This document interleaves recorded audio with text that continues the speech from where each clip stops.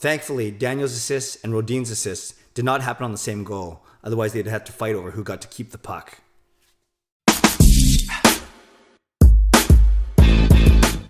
Hey Canucks fans, and welcome to Clay's Canucks commentary for January 2, 2017.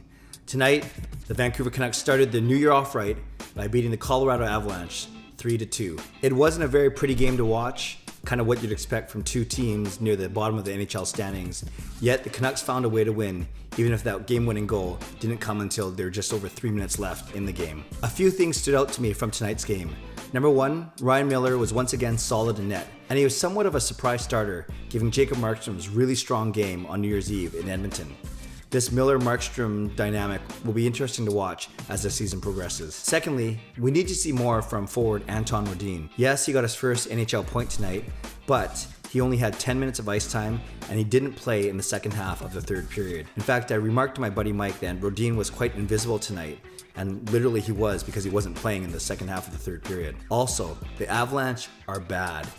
Despite having talent like Duchesne and McKinnon and Landeskog and Barrie, they were brutal. They are brutal. That's why they're last in the league. And the first 10 minutes of tonight's game was really tough to watch, even for a passionate, loyal fan like me. And it was a night of milestones. As I mentioned, Rodin had his first NHL career point. Goaltender Ryan Miller earned his 350th career win. He's only the third US-born goaltender to do that.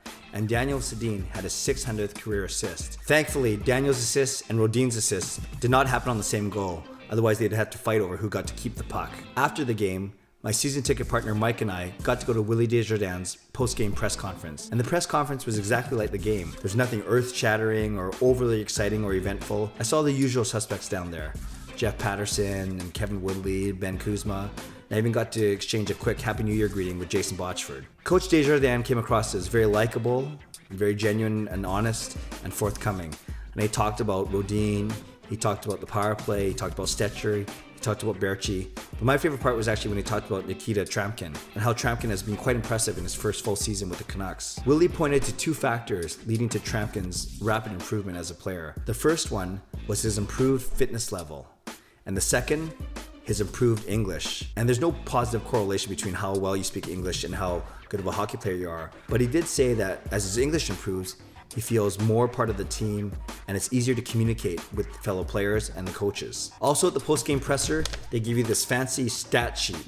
That's the complete game summary. And I got to see, by looking at this, that Bo Horvat actually led the Canucks forwards in ice time for the first time I can remember this season. Also, I see that all the defensemen got between 15 and 22 minutes of ice time, with Ben Hutton being on the low end, and surprise, surprise, Lucas Spiza being on the high end. Now, I believe this is the same event summary that you can get on NHL.com, but it's still kind of cool to have all the numbers right in front of you right after the game.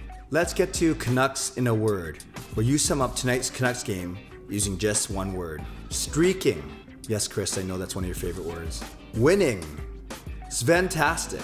Yes, Baertschi had a strong game with 2 goals. Sven. Baertschi. See a common theme here. Yay! Playoffs.